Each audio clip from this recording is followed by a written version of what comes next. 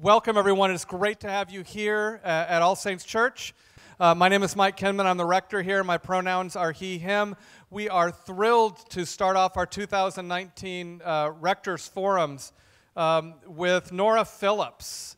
And we're going to hear a lot about what Nora does. She is the legal director of El Otro Lado.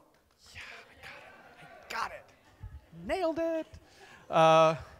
And we've been hearing a lot over the last month or so about things that are going on at the border and seeing lots of news reports. Juliana and I went down there. We'll talk maybe a little bit about that. But one of the organizations that has been down there a long time is El Otro Lado, and Nora has been down there a huge amount herself. And so we're just going to have a conversation this morning. Really, we're calling it a snapshot from the border to look at really what is happening down there and then really look at what the situation is and what we can do and what the needs are and what the advocacy opportunities are and try to put also this into a broader context. And so we're really thrilled to have you here. As always, the work that we do here at All Saints Church is fueled by many things. It is fueled by a huge amount of the Holy Spirit. It is fueled by the presence and the labor of everyone here, and it's fueled by your financial gifts. And so we are grateful for your presence and your labor, and we're grateful for your gifts. And if you haven't pledged yet for 2019, we would love for you to do so, and we can make sure you get a pledge card. If you're online or even have a phone and want to just go to the website, there's a donate button you can click and donate to All Saints Church, and that will help keep the lights on, and it will really fuel the ministry that we have, and there is so much exciting work that we have to do together in 2019. And so I'm going to move from a standing position to a sitting position, and once more I'm going to welcome Nora Phillips, and I'm going to read a little bit about you. I'm going to turn red. Okay, good. So make sure the color is adjusted while on the streaming, Keith. Nora serves as legal director of El Otro Lado. Nora has a deep commitment to immigrant justice. Prior to starting her firm, worked at nonprofit legal service organizations such as the Central American Resource Center in LA and the Legal Assistance Foundation of Metropolitan Chicago, where she was an Equal Justice Works Fellow. You're a nationally recognized expert on the U visa and frequently presents on this and other topics to attorneys, law enforcement, and other professionals. And then there's just all sorts of stuff here, which... Oh, I'm sure it is. But I would much rather just get to talking with you. And can you just sort of start off by telling us a little bit about El Otro Lado? Now that I can say it, I'm going to say it as many times as possible. He didn't really need any help. He thought he did, but he was fine. Can you just I guess in Marvel Comics we would say, what's your origin story? Oh yes, I love Marvel. Way better than DC. Tell us your origin story. Okay, so my origin story was that, and also just thank you so much for having me. This is like this place is just fantastic. It feels like a chapel of social justice, and I'm just so happy to be here. And thank you. Ooh, tweet that. And I was actually raised Episcopalian, so this feels like sort of a rehabilitative experience for me. I went to a church that had like fur coats all over the place. So this is like way more my speed. I was practicing at Carasa in the Central American Resource Center in Los Angeles, and I was like, I'm from Wisconsin, if that's not obvious, and and I was like, Mexico's right there. Why is nobody going to Mexico? It's 2 hours. And people were like, oh, we go to San Diego, but you know it's dangerous over there. And I was like, but it's like right there. And then you start talking to attorneys, and they talk about their clients who got deported, and it's sort of like there's this. It's kind of like a psychological block for a lot of practitioners where they think that once the client has been deported that they want to the attorney just wants to forget about the case because they see it as a failure. And I thought, well, you don't matter. The client matters. Like, go to therapy, talk about your failure, but then let's go help the person. So I was raised by therapists.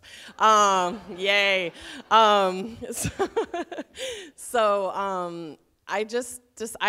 There was a woman who I'd been interested in Tijuana for a long time. Had only lived in Los Angeles for like maybe 3 years at that point, 2 years.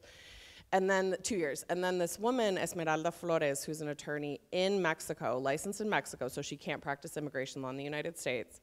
She was housed at the Casa del Migrante, which is a Scalabrini Catholic shelter in Tijuana that's housed like 250,000 people since it's been around for, I think it got started about 40 years ago.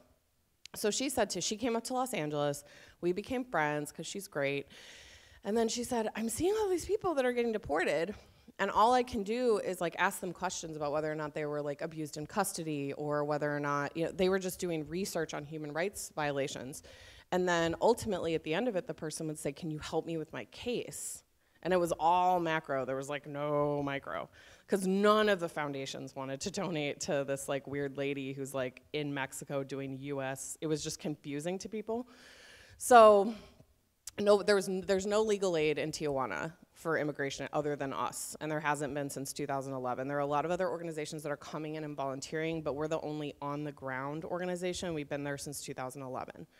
So going back to the origin story, so she was just very frustrated, and I said, well, I can do those cases. Like, you're there, I am here, we have webcams, let's make it happen. So there would be people who get deported, these like 19-year-old kids that had lived in the US since they were like 1, didn't even speak any Spanish. They're like, and then they just like, they get deported and you see them, and they got deported 5 minutes before, and there's just this face. And I've seen it a million times, and it's like complete despair and confusion and horror, and like not knowing like what the next second is supposed to be. These are teenagers. But of course, they're not children in the eyes of ICE because they're 18, even though ICE doesn't really view a child that's 3 months old as a child. They view them as an animal, and that's how they justify going on and doing what they're doing. But so we just decided it was like kind of like 2 girls and a couple of laptops at the beginning. We were working out of my basement, and then we just started finding more and more people. So we would organize these trips where I'd kind of strong-arm like 30 attorney friends into driving down from Los Angeles to Tijuana, and we do these like massive volunteer clinics where we'd see like 800 people in a day with me and 30 of my friends. And then I would just keep bribing them with free U-Visa technical assistance to keep them coming down. And it just developed into this thing where attorneys would go, they would volunteer. We would mostly work with people who'd been deported, but definitely would work with asylum seekers as well. And then after the Trump inauguration, things started to change a lot. And it wasn't even not even the inauguration, when I'm talking about the election. That was what was so crazy, is that there hadn't even been a change in power yet. And we started hearing these things. Before like 2011, 2012, 2013, 2014, when we had refugees that would show up at the clinic, it was mostly Central American families, we would help them articulate their claim. So what that means, Jeff Sessions says that it means that we're dirty immigration lawyers who are lying and giving our clients stories. When we say we help them articulate a claim, here's an example. Somebody comes to you and they say, I can't go back to El Salvador because I'm scared. And then let's say that the officer asks them, why are you scared? They say, it's a war zone, I can't go back, they're gonna kill my whole family. That's still not enough for asylum. So then maybe let's say that they were a survivor of domestic violence, but they didn't even necessarily really know what DV was, so they didn't articulate it, or shame, or a million different other reasons. So that part gets left out of the story. Or they say, there's a war zone, I'm fleeing all of these things, I really just need to be able to support my family. Boom, your case is done. You're an economic migrant. You're coming because of generalized violence? That's not gonna qualify you either. Some gang members robbed you on a train and punched you in the face and pistol whipped your kid, that doesn't matter. It's generalized violence. So if they meet with us and we say, oh, you've been living in a domestic violence relationship for 12 years, okay, cool, like that can qualify you. But they don't necessarily know the incredibly complex framework of US asylum law that attorneys general have been just taking like a machete to. I don't even know who the AG is today. Is that one guy? That's like that one guy that like ruined the lives of a lot of veterans. So cool, we have that guy now. But they just write these decisions that are just, you know, literally slashing this law apart. It's like a lifesaver. This is the emergency room law. So that's sort of how we got started, and then we ended up really shifting our programming pretty significantly to respond to this, because you would help a woman, let's say, articulate that claim. A couple years ago, she'd go up to the port of entry.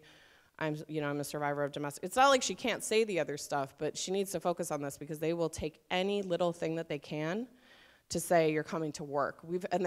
There's all kinds of documentation of forged and pre-filled forms. So ICE and Customs and Border Protection really like pre-filled forms, so they don't have to ask you the questions.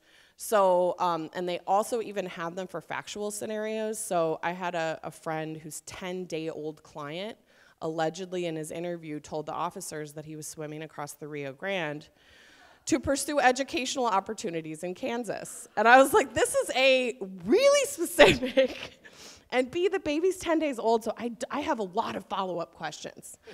So, I mean, it's just like this rampant, yeah. So you sort of take those documents with a grain of salt, followed by more salt on the rim of a large margarita, because they're just very unreliable. So we would have all of these, can I say that in an Episcopal church? Yeah. As long as you bring it up to share. Okay, I'm getting confirmation from the audience. Okay. So, sorry, there are a lot of Lutherans in Wisconsin. They use grape Kool-Aid. So anyway, we ended up having to shift our programming significantly so that we could help all these refugees who just kept getting bounced back from the border. They would go up with increasing amounts of evidence. We would have people with backpacks full of medical records from having all kinds of horrors happen to them that I will spare you. And then they'd throw their documents out. Throw out baby bottles. If they're going to throw out baby formula, they're going to throw out anything. Rosaries, it doesn't matter.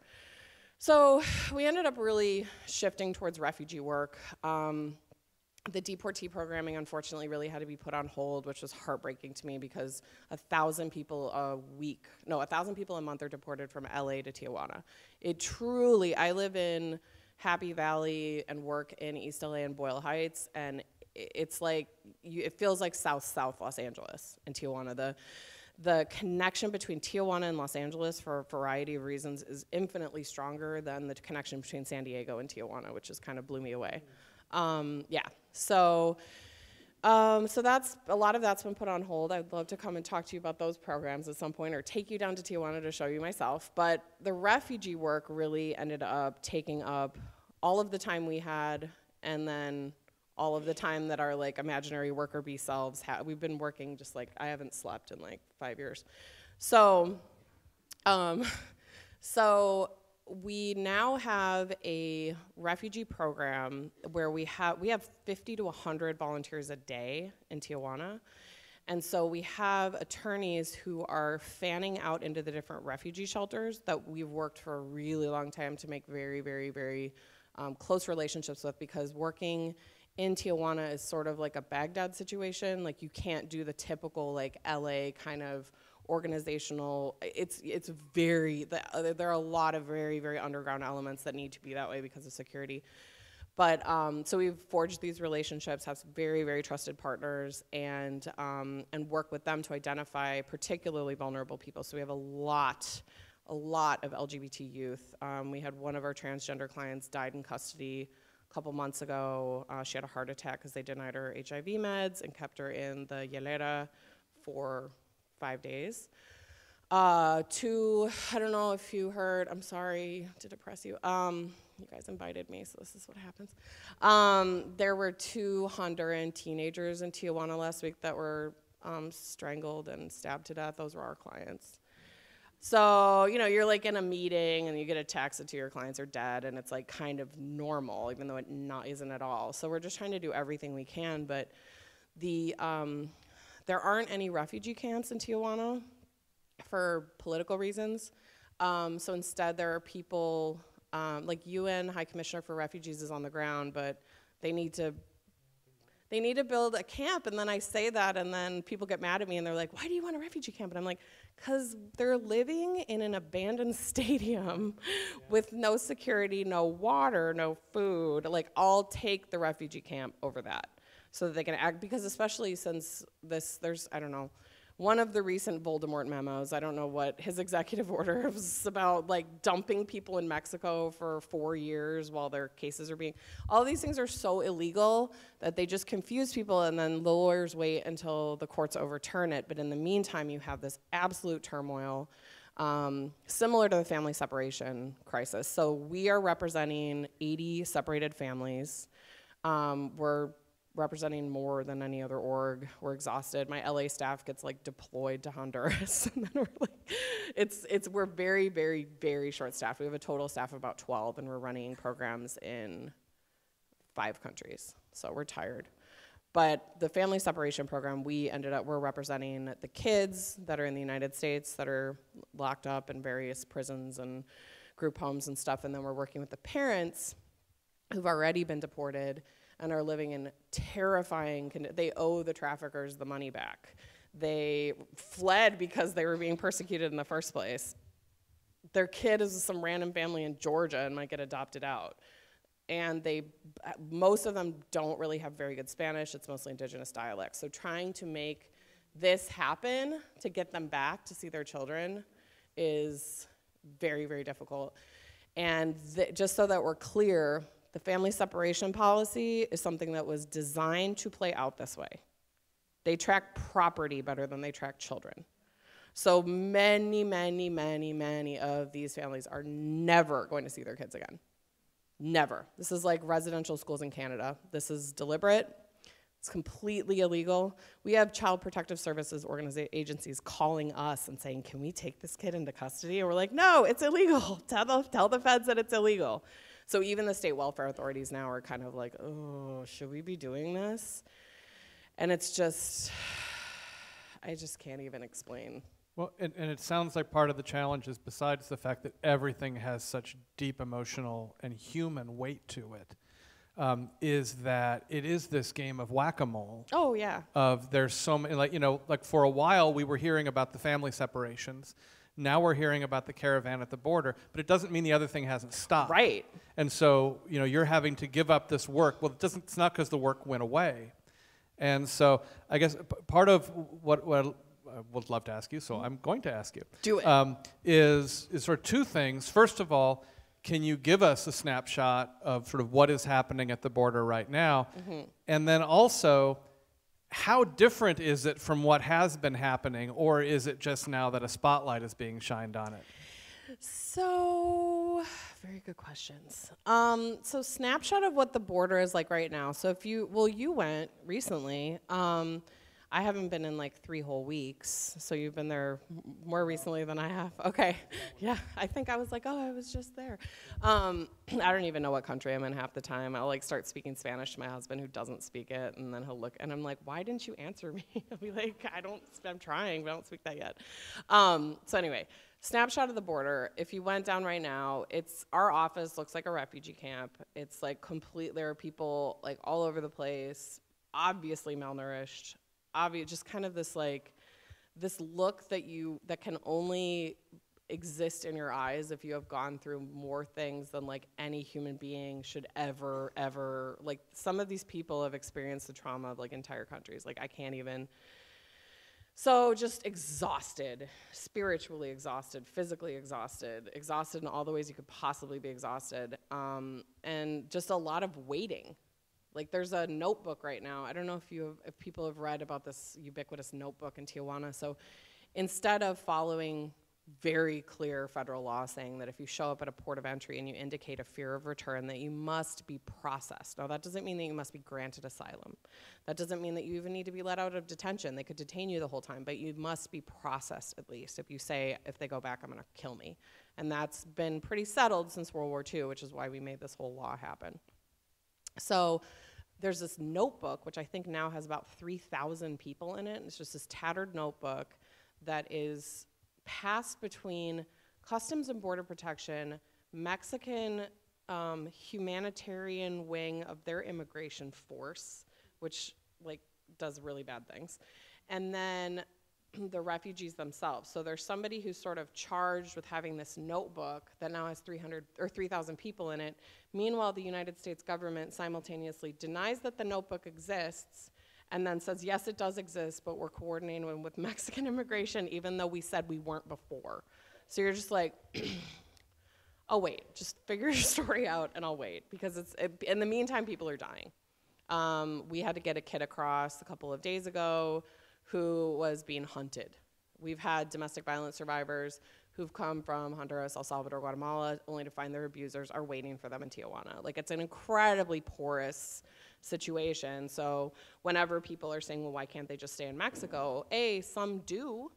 So we've helped people get asylum in Mexico, but some people are not safe until they get to the US, and even then, it's very difficult. So the snapshot would just be a lot of exhausted people, a lot of exhausted volunteers, just trying to figure out who has a case, but now it's morphed into who's got tuberculosis, who jumped across the border because all the impromptu refugee camps ran out of food.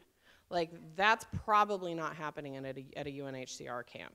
People are literally jumping over the border because they do not have enough food to eat. Tijuana was one of the least equipped cities on earth to handle anything else. So then you've seen all this horrible violence against the refugees and people attacking groups of families sleeping on beaches, and you're just like, what world am I living in? So it sounds like the volume is certainly different, and that's crushing, and that's continuing because there's stories of new caravans that are coming up. You mentioned UNHCR. I mean, I've been in UNHCR camps in Africa. They actually know what they're doing in running a camp. Why are they not allowed to come in and set up a refugee camp? Okay, so I'm on Naive, and I was on the phone with a nice lady at UNHCR, forgetting that she works for a political organization. Right. I have a 5-year-old orphan in Syria, or in Iraq, in Iraqi Kurdistan in a refugee camp, so I've been working a lot with UNHCR to try to facilitate the return of her to my other clients who are settled refugees living in San Diego. And I said, well, why don't you guys just build a refugee camp? She's like, oh, I can't talk about that. And I'm like, oh, okay. I was like, because you know that there's like a lot of refugees there. Like, yeah, well, I can't really discuss that. And I was like, oh, even this is political? Okay, got it, okay. Because Tijuana has been a literal hub of refugees given its incredibly unique geopolitical significance, and the fact that we've had a refugee crisis in Central America and Mexico for, I don't know, like forever, but especially since the 80s, thanks to us. So I think that I would love to see a camp there, just for stability, even though I am in no way, shape, or form glorifying refugee camps, because a lot of horrible things happen in them. But just some sort of, I think that this is sort of an attempt to just brush it under the rug, because if they built it, it would be an official recognition that there is an issue. And even though you see, like, it's just a horrible, bone-shatteringly sad experience, I think that when I cross over the border, I just dive into work, because that's the only thing I can do because if I were to actually just walk around in Tijuana, like, and see, like, I'm just like, no, I can't, like, it's absolutely overwhelming. And it was so overwhelming before. Just the level of poverty, and like, you've got a kid with no legs who's 4 on a skateboard trying to get money and he's probably sniffing glue because he's so hungry that it's just, but I think that it amounts to an official recognition of the issue, which nobody wants to do, even though it is plain as day. Right, and one of the things I've wondered about is the Episcopal Church and Anglican Communion have observer status at the UN. And is this something that we could lobby through our own church? Yes, please. Yes, so that would be a helpful thing for us to do in terms of advocacy, is to lobby at the UN through that, so we can do that. One of the things that I'm sort of looking at you, Juliana, because we went down together, that we experienced when we traveled down a couple weeks ago was, first of all, the same disorganization that you're talking about, but actually this sense that we worked really hard to try to have a trip down there that wouldn't be problematic, that wouldn't just create more problems. Well, except it felt like it didn't work. It felt like we worked so hard to try to do that. Were you trying to take a bunch of selfies with refugee kids without using their name? That's what other people do on their trips. It was things like we worked with, and this was through the diocese and some other folks, and through a great service union, a service workers union, who did all this work ahead of time. At El Bartal, which is that's the big stadium where people are being housed. Can we get in there? We brought all these healthcare workers. We brought some lawyers, and we basically got there, and all the negotiations that we had done beforehand, it was like they'd never happened. Yep. Welcome to Mexico. Right, and so it ended up feeling like for all the resources we put into this, we accomplished very little. And then we were there, and then we were gone. And one of the things sort of we heard about is... I feel horrible, but I'm not surprised. Well, no. And then it's just sort of one of the things that we heard was, yeah, that isn't really helpful for these groups just to sort of come in and dip out. I mean, and I'd be interested in your thoughts on... Okay, I'd be interested in your thoughts. You guys are cool. You can come down.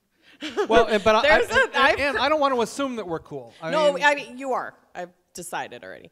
But I invented a word, paparazzi, for religious leaders who want to come and do all kinds of like confidentiality. Thank you. Yes, they're like, and they're treating people. It's a time-old like, I'm treating humans like I'm in a zoo. Like, look at this cute starving kid.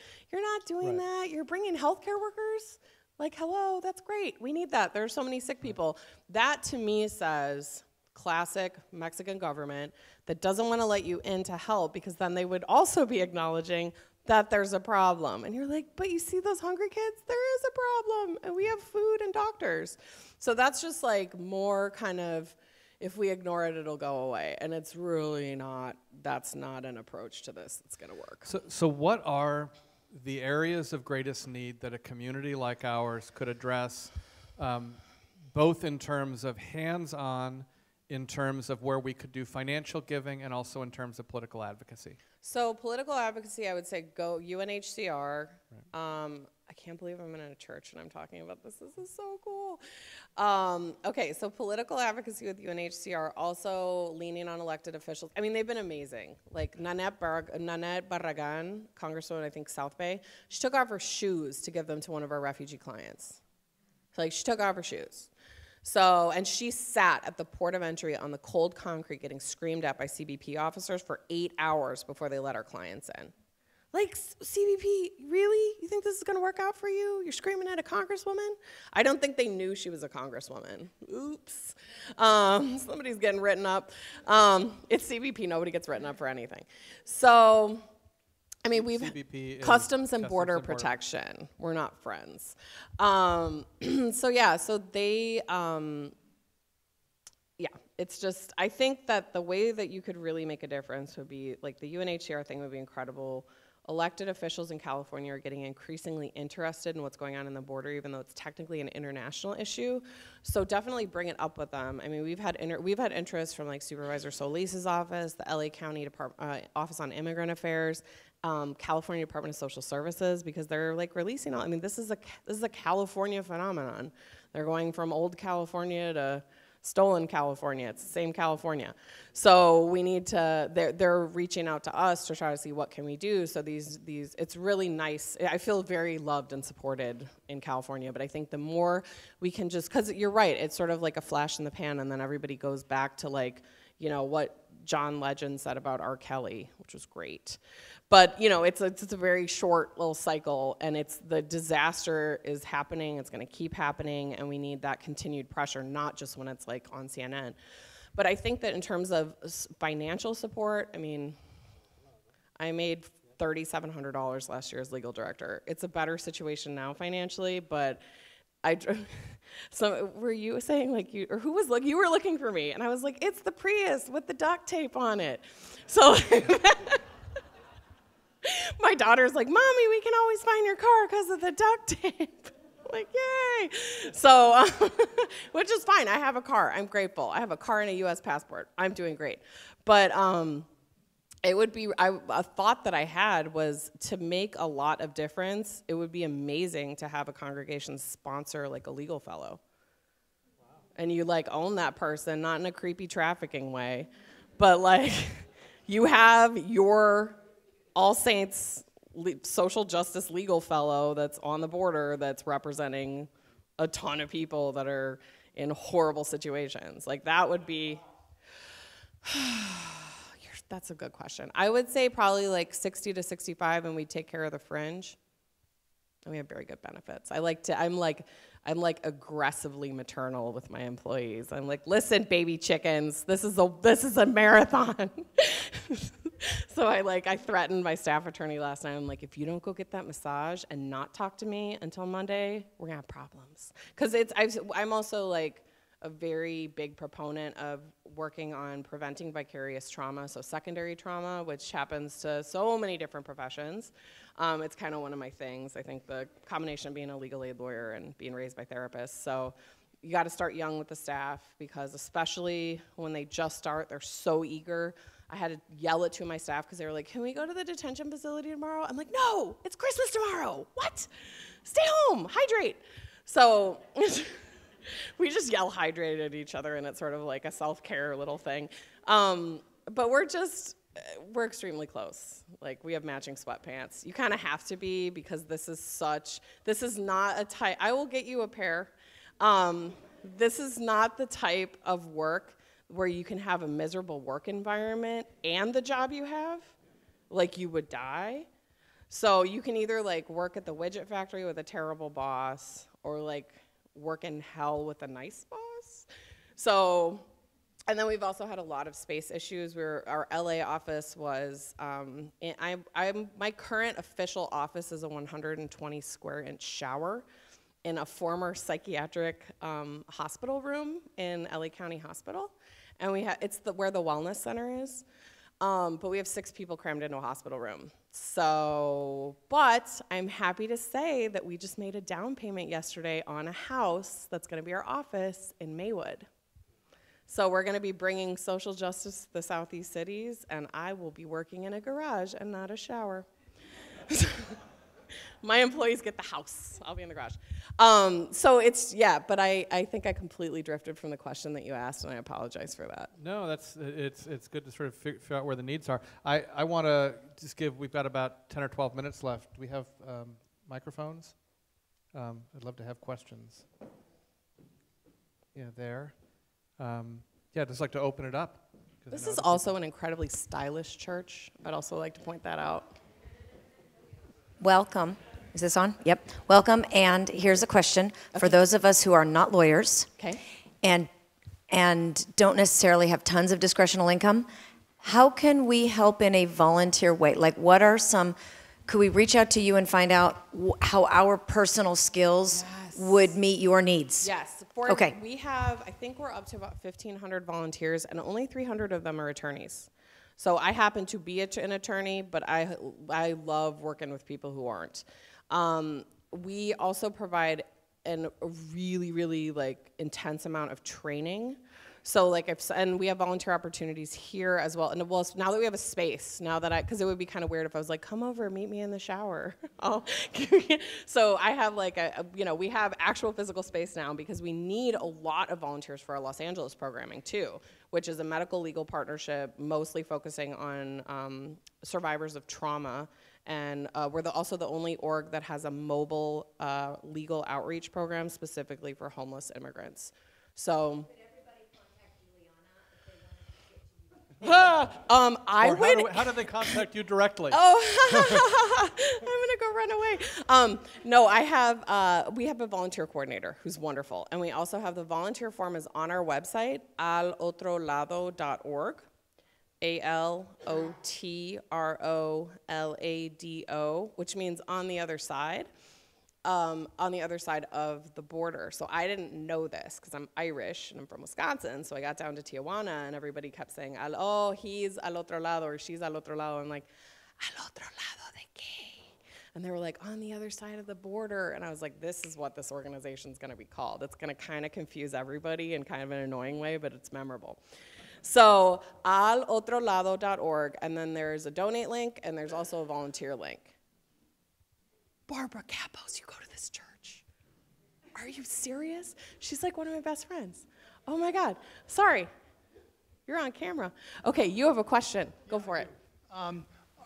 My question is, are there any cases involving the asylum issue, the refugee issue, that are working their way up through the appellate courts? Yes. That would be very impactful? Yes. Could you maybe briefly describe a couple? Sure. And then one other simple question. Is there a transcript of these interviews to determine whether or not you have an asylum case? No. There's no... So you have to rely completely on the interviewer. And they're not videotaped, and we've had a lot, or the only time they'll videotape them is when they do a forced coercion.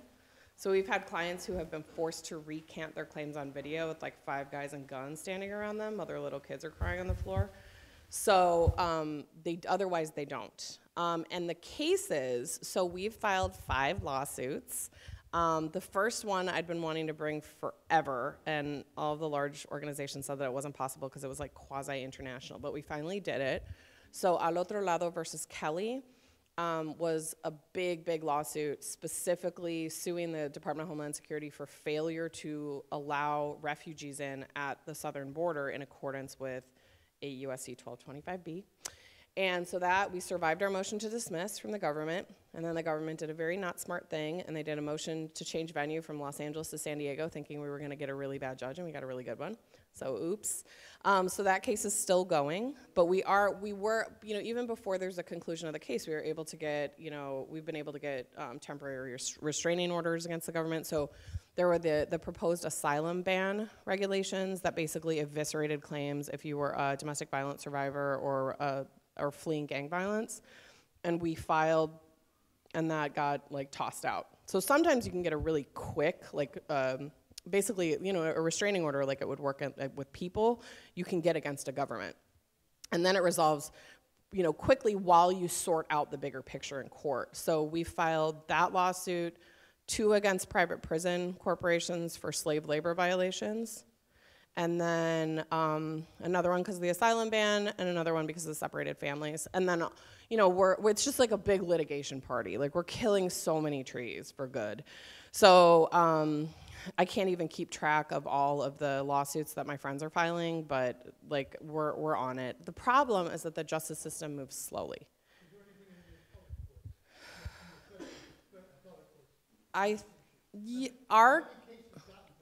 We're still battling it out in district court, but I think some of them from a lot of them are so urgent that they're kind of stuck in district court with these temporary restraining orders. So Holly Cooper, a really good friend of mine at UC Davis, they filed a slew of complaints against forcible psychotropic medication of children, because they basically just shoot them up with Halidol. They all gain 100 pounds, and then the ones that don't kill themselves, I'm sorry. I'm the bearer of really sad news. And I'm trying to make you laugh too, but it's just really sad. Yeah. So we have links to all of our litigation on our website, and then, which doesn't encompass all of it, obviously. We co-counsel with the ACLU in a ton of cases. There are lawyers, but they also do stuff on their own. So we're working with Southern Poverty Law Center, American Immigration Council, but everybody, we're drowning in case, everything can be litigated at this point, but it just moves a little too slowly for me. Jump up here. Yeah. When you have successes, do you have successes? I mean, how do you keep going? What does success look like? When I go to the mailbox and my best friend's work permit's in there, and when I on Tuesday, I'm going to Santa Ana, and I have 5 interviews for a large Syrian refugee family.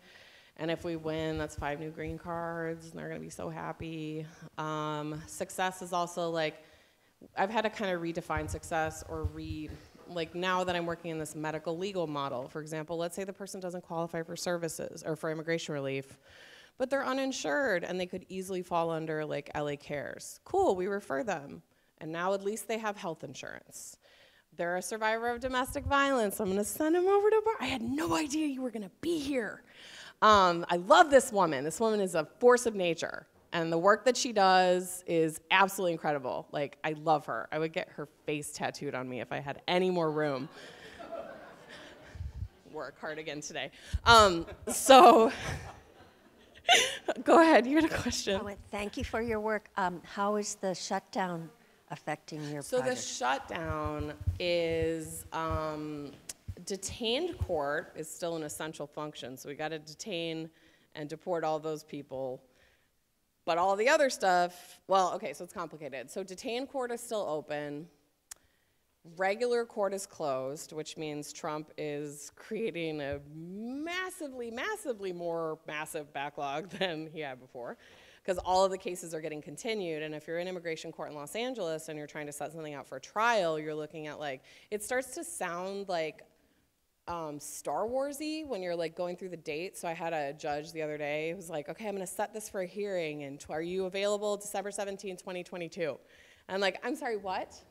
What year? And she said the year 2022. It just starts feeling like science fiction-y because that's so preposterously far away for something that's like critically important. So now it's gonna be 2025, 2026. I know, it's really, truly ridiculous. And then USCIS, which handles family petitions, green card applications, naturalization, stuff like that, that's funded by fees, so that stays open. And the fees keep just, I mean, thousands and thousands of dollars, like thousands of dollars. And they're not really approving the fee waivers anymore, so even if you have a letter certifying that you're homeless and you're totally eligible to apply for citizenship, like you might not be able to, because you can't come up with the like $900 for somebody to spend like 15 minutes on a form. So anyway, they're still open. We have time for one more. So I want to clarify something, and then I'll follow up with a question. So the majority of the refugees that are in Tijuana are not from Mexico, is that correct? We have a lot of Mexican refugees, but I would say the majority in order of like country of origin would probably be Honduras, Guatemala, and then maybe Mexico and El Salvador are tied, but we have a lot of Mexican clients. Okay, so given that, you know, the city and Mexico, the Mexican government is overwhelmed with these refugees. And I'm asking, are there agencies in Mexico that would be appropriate to support these refugees while this process is going on? So there's like one other that's run by a couple friends of ours, and they don't really provide legal support. There's like,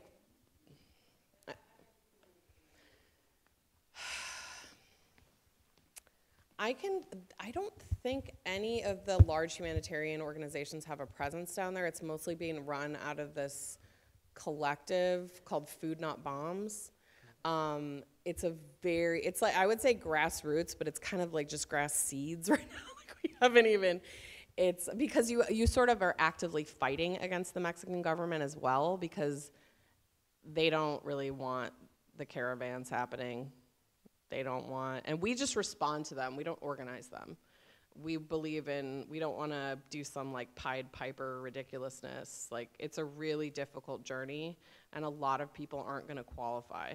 So we just merely respond to whoever is in Tijuana that needs assistance.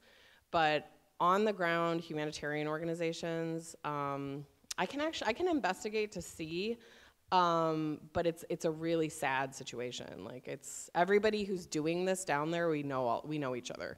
It's a really small group of people. So we need to say goodbye for now. So stay so long, but we want to continue talking, continue this partnership, and thank you for coming here. Thank you so much for the work that you're doing, and we look forward to joining you in it. Thank you so much.